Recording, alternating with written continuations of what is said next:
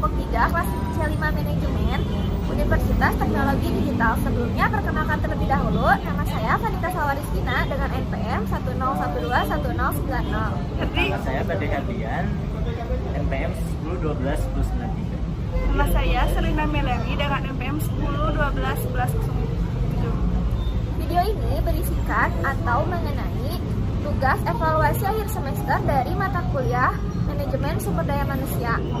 Di mana video ini berisi tentang wawancara kita mengenai usaha UMKM di Jongko Kue Balok. Dan juga di video ini kami telah merancang suatu produk yang telah kami buat untuk perusahaan Jongko Kue Balok ini. Untuk itu, kita lihat dan simak videonya yuk.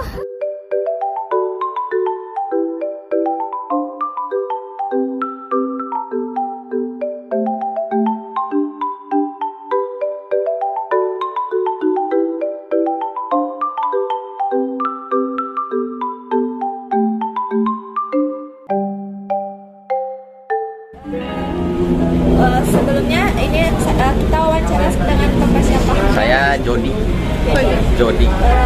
Pemilik perusahaan ini? Dialah yang mengelola. Yang mengelolanya. Ya. Boleh diceritakan sedikit latar belakang atau sejarah dari perusahaan ini? Kalau latar belakang itu kita mulai berjualan tahun 2010, sekitar 2010-2011. Awalnya kita jualan kue balok dulu di depan.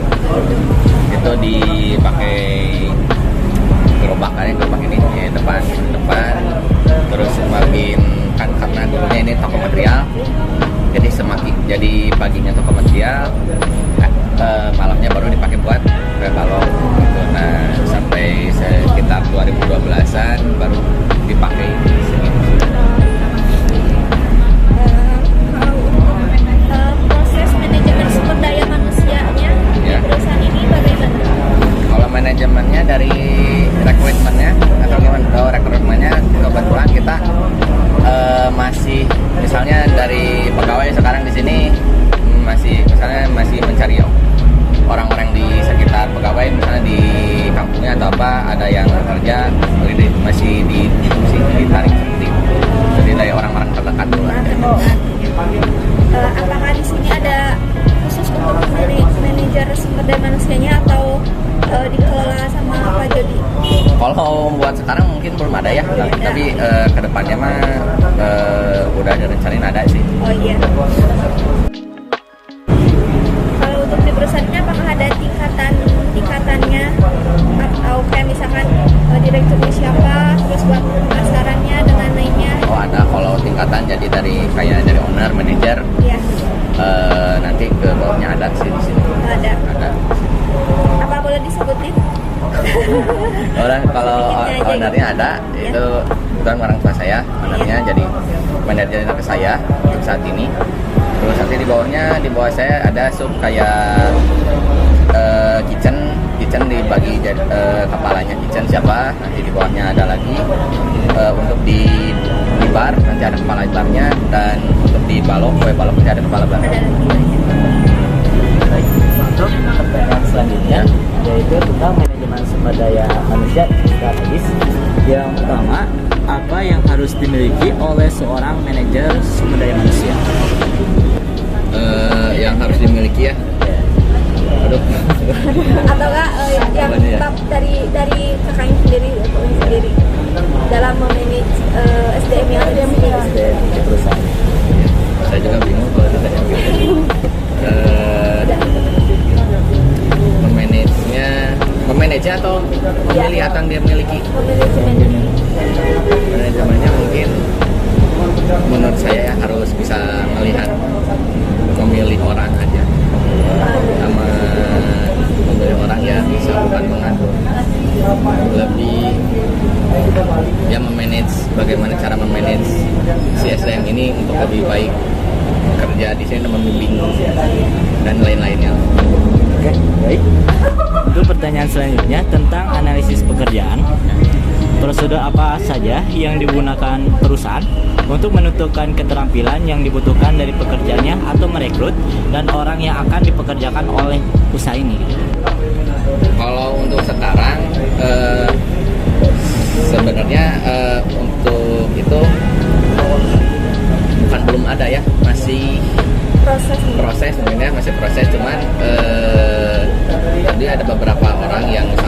kira oh ini misalnya dipersiapkan untuk nanti anggaplah naik jabatannya, nah paling yang seperti itu kita disiapkan training.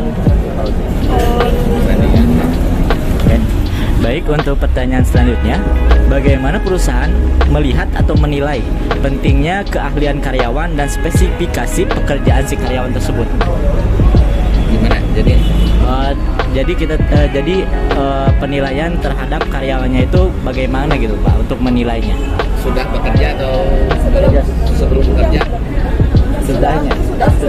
Oh sudah bekerja, biasanya evaluasi sih. Evaluasi paling cepat mungkin seminggu sekali, kalau paling lamanya sebulan sekali. Wah, baik. Untuk metode apa saja yang digunakan perusahaan untuk mengumpulkan informasi analisis pekerjaan pegawai? Contohnya wawancara atau kuesioner, observasi langsung atau pengamatan langsung, Pak? Mungkin yang terjadi sekarang mah pengamatan konsumen sih. Baik, Pak. Terima kasih. Bagaimana proses rekrutmen karyawan perusahaan yang dilakukannya? Kalau rekrutmen kayak tadi misalnya kita meminta misalnya ada pekerja di sini untuk sekarang ada pekerja yang di sini, saya minta ada nggak orang yang butuh kerja kerja di sini, nah kita minta itu nanti baru datang sini baru kita wawancara. Jadi belum melalui CV gitu. Cuman ada beberapa orang misalnya yang ini dia datang pakai CV ada gitu, cuman lebih seringnya kita minta ke orang sekitar. Ya, kerabat gitu ya. Ya. Apa saja tahapan yang harus dilakukan karyawan untuk bisa menjadi karyawan dalam perusahaan tersebut?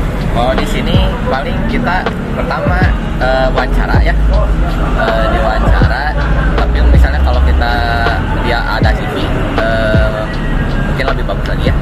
Ada CV terus kemampuannya apa? Apakah dia mungkin kemampuan dia bisa memasak atau dan lain-lainnya. Itu sih yang paling intinya. Kalau ada kemampuannya lebih yang di sana lebih lagi itu dibutuhkan itu yang expert di bidang tertentu, nah itu lebih bagus lagi sih. Mengapa perekrutannya tersebut diperlukan untuk bisa? Oh perekrutannya? Ya. Diperlukan gimana? Mengapa? Jadi kayak kan tadi perlu perekrutan kayak menggunakan kayak orang sekitar. Oh iya. Kenapa diperlukannya lewat itu? Karena orang sekitar, karena mungkin karena kita percaya kepada si orang yang bekerja ini, kita sudah percayalah. Akhirnya mungkin karena dengan orang yang dia kenal atau yang dia bawa itu bisa lebih dipercaya lah orangnya gitu kan, lebih percaya gitu kepercayaannya aja. Bagaimana proses seleksi dan penempatan karyawan? Kalau penempatan kayak tadi ya, apakah dia punya skill di bidang tertentu gitu. Kalau misalnya skillnya ada expert lebih, kita bakal misalnya dia bisa masak, kita bakal pindahinnya di tempatnya di kitchen. Dan misalnya dia belum punya keahlian tertentu, kita paling untuk pertama masih di waiters dulu gitu. Jika ada tes kayak yang harus dilakukan oleh usaha ini, tes apa saja yang akan dilakukan?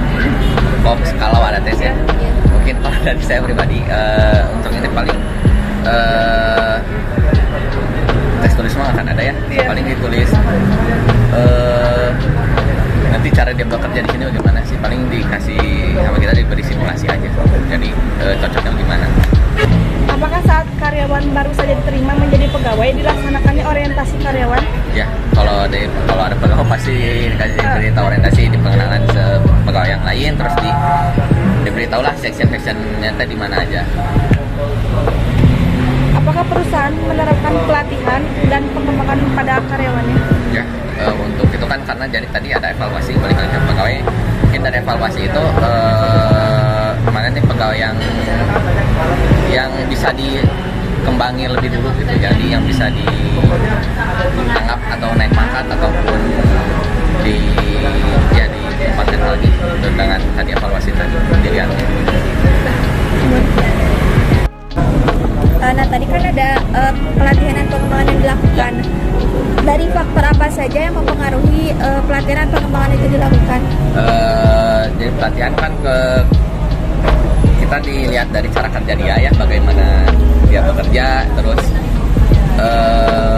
rajinnya dia bagaimana, terus cara dia bekerja bagaimana, gitu, cara menghadapi tamunya bagaimana, komunikasinya gimana. Nah, dari situ sih yang mungkin ini bisa dikembangin lebih gitu.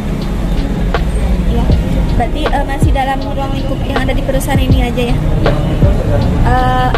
Kalau adakah rencana atau apa yang bakal dilakukan untuk pelatihan yang akan diterapkan oleh perusahaan ini?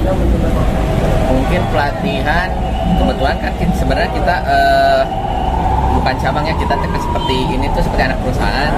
Nah, jadi terus kita ada perusahaan yang lain.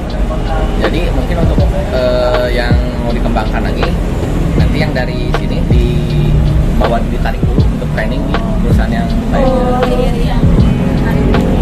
Lalu selanjutnya mengenai manajemen kompensasinya. Ya. Apakah ada dasar perhitungan yang digunakan di perusahaan ini dalam menetapkan nominal kompensasi yang diberikan? Kompensasi gimana? Gaji atau? Ya gaji. Kalau untuk gaji ada, kita per hari pasti hitungan jam kerja.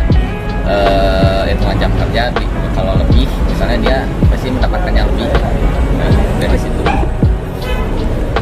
Lalu bentuk kompensasi apa yang diberikan dari perusahaan? Lomba bonus lah. Bonus ya. Uang. Servis. Seperti gaji dan bonus gitu Ya. Apa prinsip dari usaha ini yang diterapkan usaha ini dalam pembagian kompensasi tersebut? Gimana ya maksudnya? Tujuannya jadi ya prinsipnya jadi kayak apa ya namanya teh, misalkan biar karyanya teh tetap betah di sini atau kayak gitu. Ya. Kalau dari gaji gimana ya? Nah, dari gaji sih mungkin kita lebih ini bukan kompensasinya atau gimana sih? Tentang prinsip yang diberikan. Mungkin kalau dari saya pribadi mungkin kita lebih men-treat pegawainya dengan lebih baik lah, seperti misalnya ada keluhan mungkin dari pegawai, kita dengar dulu, atau kalau kita bisa mewujudkannya, kita wujudkan, atau salah satunya kita ya beli salah satunya servis, atau misalnya ada butuh sesuatu, butuh bantuan sebetulnya ya kita bantu seperti itu sih. Oke, di sini ada pertanyaan-pertanyaan tentang penilaian kerja atau manajemen kinerja. Untuk pertanyaan yang pertama, adakah tantangan performance management dalam perusahaan Bapak? Mulai dari segi teknologi, ekonomi, politik, pesaing, atau sosial budaya. Kalau untuk tadi banyak ya, karena kita balik lagi dari manajemen, bisa dibilang manajemen kekeluargaan ya, jadi belum seprofesional itu. Lalu teknologi pun lumayan banyak kendalanya, karena kebetulan di sini banyak yang belum melek teknologi kebetulan. Jadi untuk mengolah semua informasi ke pembukaan gitu masih dilakukan manual. Oke, baik. Untuk pertanyaan selanjutnya, apa sih visi misi atau tujuan perusahaan ini? Kalau tujuan perusahaan ini mas sebenarnya dari yang owner minta, jadi siapapun bisa makan di sini. Jadi dari misalnya sebenarnya dari tukang beca atau sampai bos food bisa makan di sini. Oke, baik. Untuk pertanyaan selanjutnya, apa kontribusi dari elemen-elemen organisasi atau karyawan? Kontribusi gimana? Ya, kontribusinya itu apa dampaknya bagi perusahaan ini? Kontribusi pasti banyak ya, untuk apalagi pekerja ya. Mungkin kalau lebihnya mah seperti ini sih, misalnya kita butuh bahan baku, misalnya ternyata si pegawai itu punya atau kenal dengan yang memiliki bahan baku tersebut, jadi kita tertolong oleh itu sih, salah satu.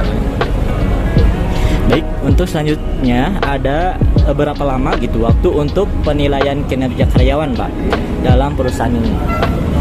Kalau itu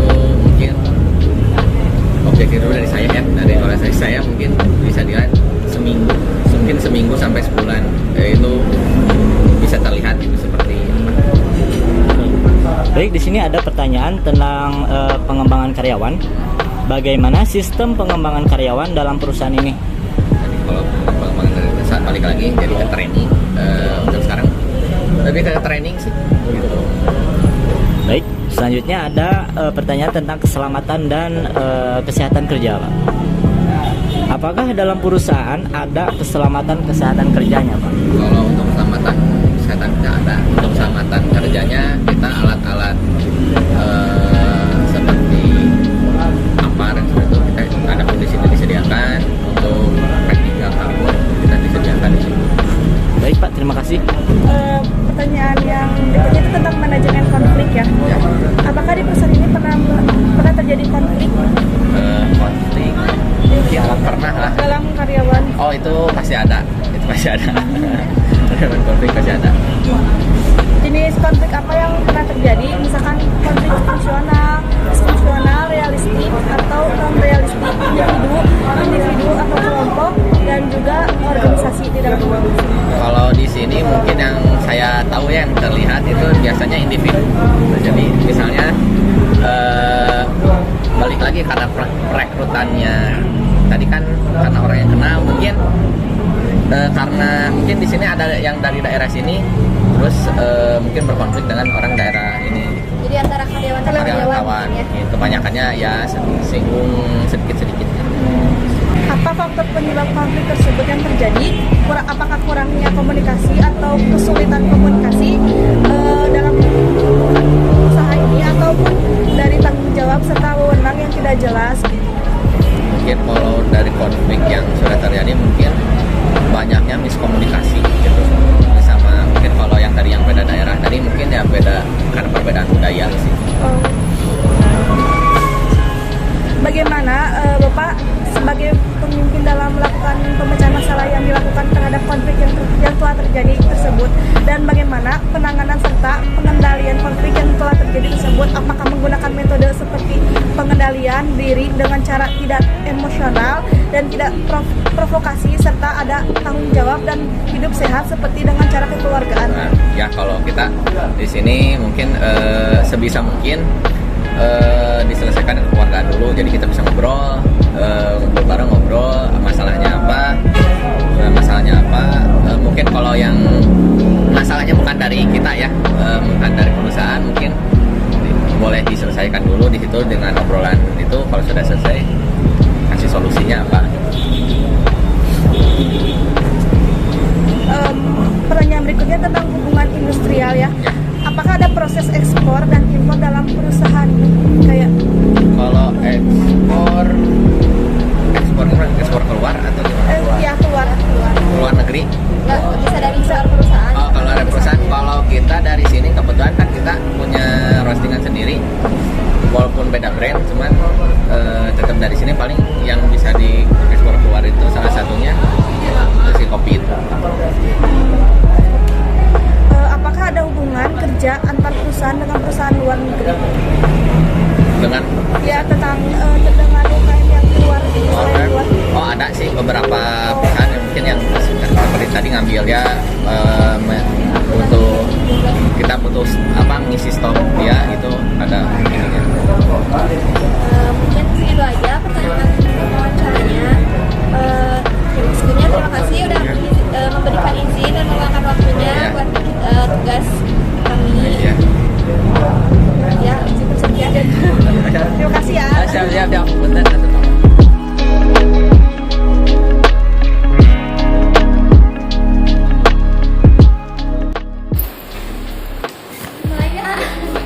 Bismillahirrahmanirrahim. Assalamualaikum warahmatullahi wabarakatuh. Waalaikumsalam. Sebelumnya di sini kami minta maaf datang lagi buat mempresentasikan hasil dari analisis produk yang kami buat dari hasil wawancara pertama kemarin. Nah, di sini kami mengambil salah satu dari fungsi manajemen sumber daya manusia yang kami ambil mengenai proses rekrutmen dan seleksi terhadap calon karyawan di Cafe Jongko 67 Kue Balok dan Kopi ini. Alasan kami memilih memilih judul atau fungsi MSDM ini dikarenakan bukan berarti di sini belum ada, tapi kan dari hasil wawancara kemarin sudah ada. Namun di sini kami mengembangkannya kembali dan menambahkannya kembali untuk proses rekrutmen dan seleksi yang mudah-mudahan bisa dipakai gitu di kafe ini gitu. Ya. Di sini saya sedikit menjelaskan tentang pengertian manajemen sumber daya manusia. Manajemen sumber daya manusia ini merupakan sumber daya yang sangat dibutuhkan dan merupakan modal awal bagi suatu organisasi atau perusahaan untuk dapat mengatur, mengelola, dan merencanakan setiap proses dalam melaksanakan tanggung jawab terhadap perusahaan secara efektif dan efisien untuk mencapai tujuan yang diinginkan dan direncanakan oleh perusahaan. Selanjutnya ada fungsi manajemen sumber daya manusia meliputi menurut Hasibun tahun 2017. Yang pertama ada perencanaan. Perencanaan itu dilakukan dalam menetapkan program karyawan di mana program ini untuk membantu tercapainya tujuan perusahaan, karyawan, dan masyarakat. Yang kedua ada pengorganisasian. Nah, di sini melakukan pengelompokan karyawan dengan menetapkan pembagian divisi kerja, hubungan kerja, wewenang, integrasi, dan koordinasi dalam bagian organisasi. Yang ketiga ada pengarahan, mengarahkan para karyawan agar mau bekerja sama dengan kerja secara efektif dan efisien. Dan keempat ada pengendalian. Nah, di sini semua karyawan agar dapat mengikuti program aturan yang telah ditetapkan oleh perusahaan dengan sesuai perencanaannya. Yang kelima ada pengadaan. Nah, di sini melakukan penarikan, seleksi, penempatan, orientasi, dan induksi untuk karyawan baru yang sesuai dengan kebutuhan perusahaan. Yang keenam ada kompensasi. Nah, di sini itu kompensasi itu seperti kita tuh membalas jasa apa yang telah karyawan kerjakan. Yang ketujuh ada pengintegrasian. Nah, yaitu mempersatukan dua kepentingan yang saling bertolak belakang, baik untuk kepentingan perusahaan dan kebutuhan karyawan agar dapat terciptanya kerja yang saling menguntungkan. Yang kedelapan ada pemeliharaan, yaitu memelihara dan meningkatkan kondisi fisik, mental, dan loyalitas karyawan agar mereka tetap bekerja sama dengan perusahaan sampai pensiun. Terus ada kedisiplinan. Nah, di sini karyawan harus disiplin agar terwujudnya suatu perusahaan dengan memaksimalkan dengan menaati peraturan perusahaannya. Dan yang terakhir ada pemberhentian. Nah, hubungan putus kerja seseorang oleh perusahaan bisa disebabkan oleh keinginan karyawan atau perusahaannya, ataupun juga bisa dikarenakan faktor lain seperti kontrak kerja yang sudah berakhir gitu. Nah, dari beberapa fungsi MSDM tadi yang sudah disebutkan dan dijelaskan, adapun proses rekrutmen dan seleksi termasuk ke dalam fungsi manajemen sumber daya manusia juga. Nah, di antaranya di sini jelasin dulu, rekrutmen itu suatu proses mencari, mengadakan, menemukan, dan menarik para pelamar untuk dipekerjakan dalam suatu organisasi. Lalu proses rekrutmen ini tidak boleh diabaikan karena hal ini disebabkan untuk menjaga supaya tidak terjadi ketidaksesuaian antara apa yang diinginkan dan apa yang didapat menurut Edi Sutrisno. Nah, dalam melakukan rekrutmen juga ada dua sumber yang menjadi indikator penting untuk mendapatkan calon karyawan atau sumber daya manusia di perusahaan itu. Di antaranya ada sumber internal dan eksternal. Di mana sumber internal ini contohnya seperti rekomendasi karyawan yang ada di perusahaan, lalu penawaran pekerjaan jika perusahaan sudah memiliki kebijakan dan pengaturan di mana setiap ada lowongan pekerjaan, perusahaan itu akan memberikan suatu kesempatan kepada karyawan yang sudah bekerja di suatu perusahaan untuk melamarnya terlebih dahulu. Nah, ini kan salah satu yang sudah dipakai gitu ya di perusahaan ini. Nah, sedangkan sumber eksternalnya bisa juga misalkan menarik calon pekerja di luar perusahaan atau organisasi, misalnya melalui surat kabar, media online, promosi di sekolah-sekolah atau di universitas, lalu di mana proses itu akan menghasilkan lulusan yang dikehendaki. Dan juga biasanya proses rekrutmen ini kan mahal karena banyak pekerja baru yang meninggalkan perusahaan. Nah, setelah bekerja selama 1-2 tahun, misalnya proses rekrutmen ini dilakukan dengan bekerja sama dengan lembaga swasta, dengan sekolah, baik formal atau informal, atau departemen tenaga kerja, atau kelompok swadaya masyarakat untuk merekrut calon pelamar yang potensial. Selanjutnya,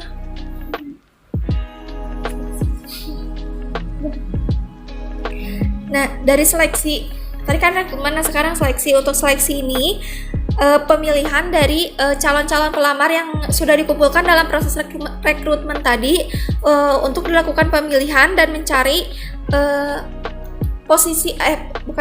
kualifikasi dari pelamar yang sesuai dengan apa yang diinginkan perusahaan untuk mencapai tujuan dari perusahaan itu tersebut. Nah, bisa dilakukan dengan cara penyaringan karyawan atau seleksi dengan cara profesional biasanya. Untuk mencapai itu, perusahaan harus mampu melakukan pemilihan yang tepat dari beberapa calon pelamar itu. Di antaranya bisa dengan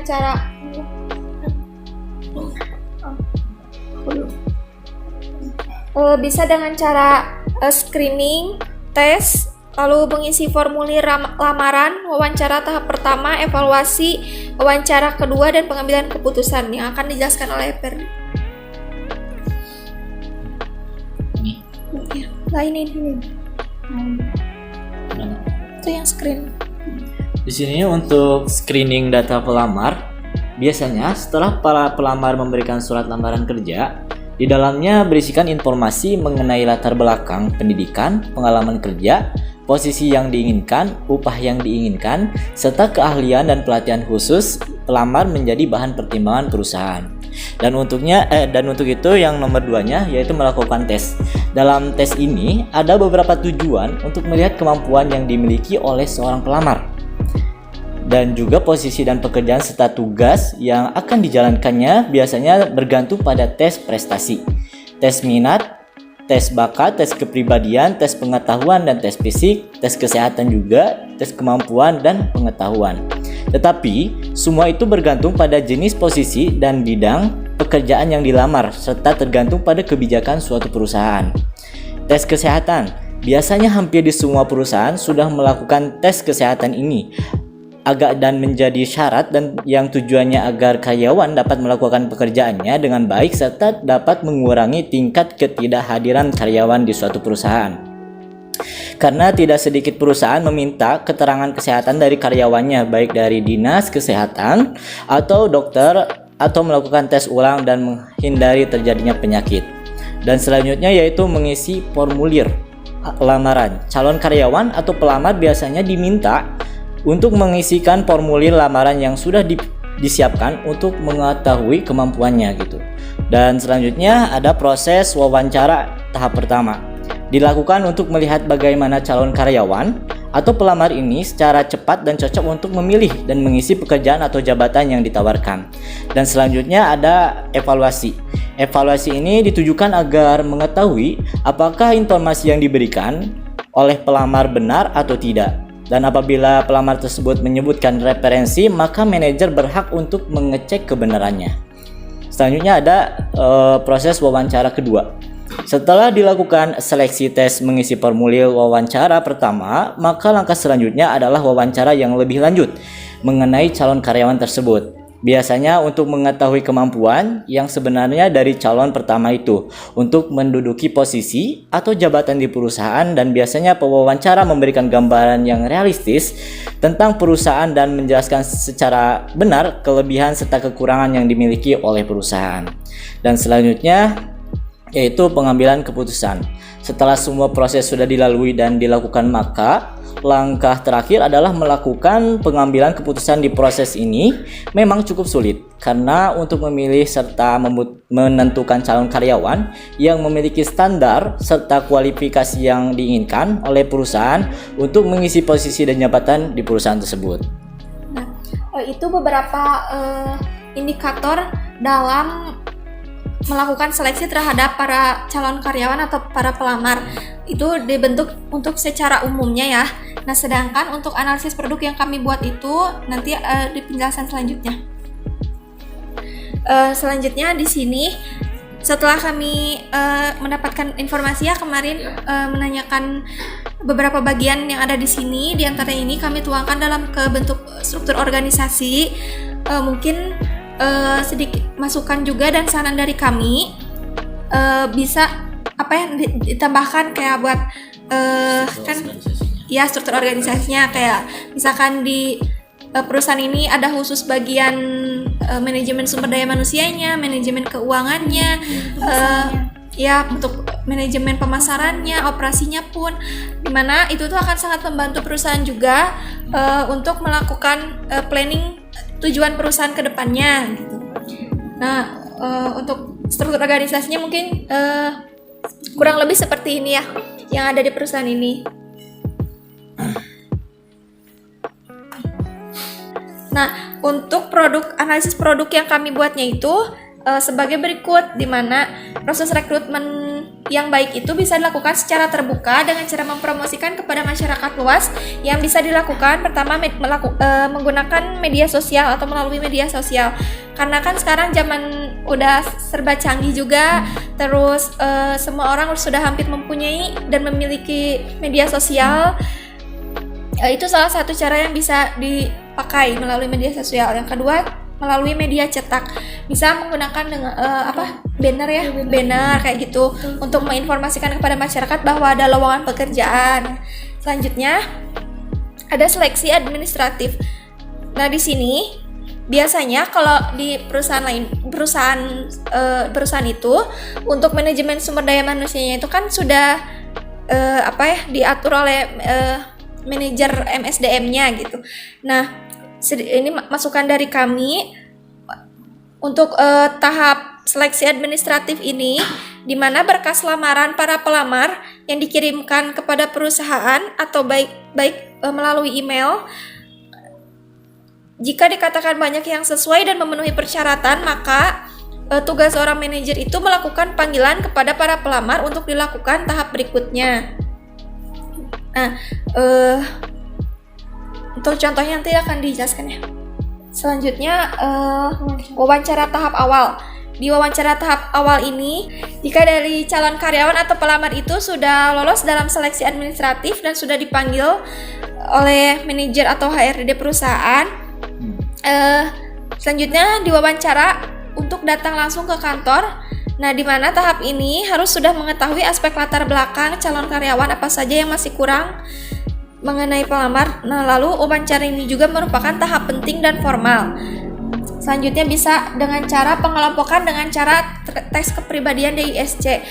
Sebenarnya ini umum sih, cuman lebih ke secara spesifiknya, secara materinya gitu ya. Untuk tahap pertama ini pengelompokan kelebihan dan kekurangan dari pelamar untuk ditempatkan sesuai dengan keahlian dan karakteristik para pelamarnya. Biasanya kan setiap orang itu memiliki perbedaan gaya kepribadian.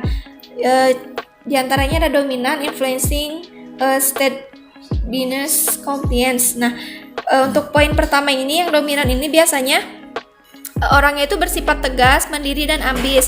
Nah, orang ini biasanya melakukan pendekatan secara aktif dan dapat memecahkan serta menyelesaikan masalah dengan cepat. Yang kedua, influencing. Biasanya tipe ini senang berteman atau memiliki sifat sosial dan senang menghibur orang lain. Nah, untuk menyelesaikan masalahnya biasanya tergantung pada keterampilan sosial yang dimilikinya.